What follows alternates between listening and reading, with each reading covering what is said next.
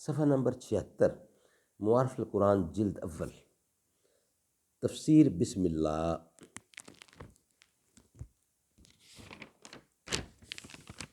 ناظرین، کتاب کا نام ہے معارف القرآن جلد اول ہے۔ سورۃ فاتح سے لے کر سورۃ بقرہ تک مکمل تفسیر ڈیٹیل میں بیان کیا گیا ہے۔ پارہ نمبر 1 سے لے کر پارہ نمبر 3 اور رکوع ہیں اس کے 8، اور رائٹر ہیں اس کے مفتی اعظم پاکستان حضرت مولانا مفتی محمد شفیع صاحب رحمۃ اللہ علیہ۔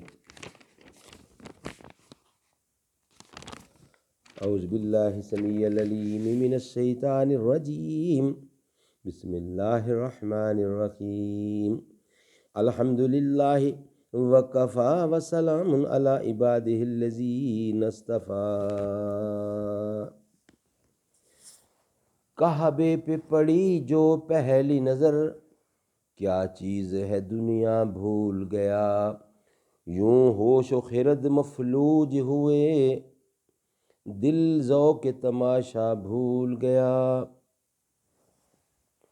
بسم اللہ الرحمن الرحیم، یہ دونوں اللہ تعالیٰ کی صفات ہیں۔ رحمان کے معنی عام، الرحمتہ کے، اور رحیم کے معنی تمام، الرحمتہ کے ہیں، الرحمتہ کے۔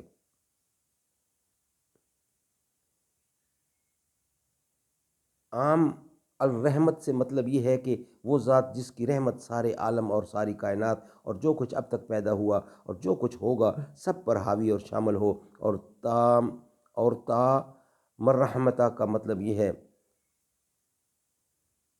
کہ اس کی رحمت کامل و مکمل ہے۔ یہی وجہ ہے کہ لفظ رحمان اللہ جل شانہ کی ذات کے ساتھ مخصوص ہے۔ کسی مخلوق کو رحمان کہنا جائز نہیں، کیونکہ اللہ تعالیٰ کے سوا کوئی بھی ایسا نہیں ہو سکتا جس کی رحمت سے عالم کی کوئی چیز خالی نہ رہے۔ اس لیے جس طرح لفظ اللہ کا جمع اور تثنیہ نہیں آتا، رحمان کا بھی جمع و تثنیہ نہیں آتا، کیونکہ وہ ایک ہی ذات پاک کے ساتھ مخصوص ہے، دوسرے اور تیسرے کا وہاں احتمال ہی نہیں۔ تفسیر قرطبی بخلاف لفظ رحیم کے کہ اس کے معنی میں کوئی ایسی چیز نہیں جس کا پایا جانا مخلوق میں ناممکن ہو، کیونکہ یہ ہو سکتا ہے کہ کوئی شخص کسی شخص سے پوری رحمت کا معاملہ کرے، اسی لیے لفظ رحیم انسان کے لیے بھی بولا جا سکتا ہے۔ قرآن کریم میں رسول اللہ صلی اللہ علیہ وسلم کے لیے بھی یہ لفظ استعمال فرمایا ہے، بالمؤمنین رؤوف الرحیم۔ مسئلہ اس سے یہ بھی معلوم ہو گیا کہ آج کل عبد الرحمن، فضل الرحمن وغیرہ ناموں میں تخفیف کر کے رحمان کہتے ہیں، اور اس شخص کو اس لفظ سے خطاب کرتے ہیں کہ یہ ناجائز گناہ ہے۔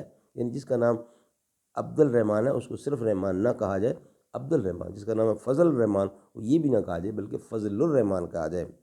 بسم اللہ۔ حکمت، بسم اللہ میں اللہ تعالیٰ کی اسماء حسنہ اور صفات کمال میں سے صرف 2 صفتیں ذکر کی گئی ہیں، اور وہ دونوں لفظ رحمت سے مشتق ہیں اور وسعت رحمت اور کمال رحمت پر دلالت کرنے والی ہیں۔ اس میں ارشاد اس بات کی طرف ہے کہ تخلیق عالم اور آسمان و زمین اور تمام کائنات کے پیدا کرنے اور ان کو پالنے وغیرہ کا منشا اللہ تعالیٰ کی صفت رحمت ہے، نہ اس کو ان چیزوں کی خود کوئی ضرورت تھی، نہ کوئی دوسرا ان چیزوں کے پیدا کرنے پر مجبور کرنے والا تھا۔ صرف اسی کی رحمت کے تقاضے سے یہ ساری چیزیں اور ان کی پرورش کے سارے انتظامات وجود میں آئے۔ ما نبود دیم و تقاضا ما نبود، لطف تو نہ گفتہ ما می شنود۔ اللہ تعالی ہمیں عمل کرنے کی توفیق عطا فرمائے۔ انشاءاللہ جو نیکسٹ ویلاگ ہمارا اس میں ہے احکام و مسائل۔ ناظرین، یہ قرآن کی تفسیر ہے اور اس کا ہم ہو بہو جو کچھ اس میں لکھا ہے لفظ بلفظ آپ کی خدمت میں پیش کریں گے۔ اللہ تعالیٰ عمل کرنے کی توفیق عطا فرمائے۔